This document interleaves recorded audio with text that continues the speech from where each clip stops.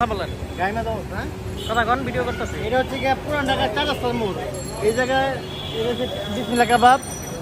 এটা হচ্ছে বুখারি রেস্তোরাঁ আলকারিম জুসবার সব কিছু আছে হ্যাঁ রাজালি বাজার চলে আসছে এটা সব কিছু পাওয়া যায় এটা হচ্ছে সবচেয়ে বিখ্যাত বিসমিল্লাহ কাবাব আমরা বিসমিল্লাহ কাবাব থেকে এখন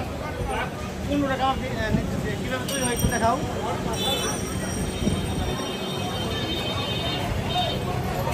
অনেক যানজট অনেক গরম আমাদের অবস্থা দেখছেন পুরান ঢাকা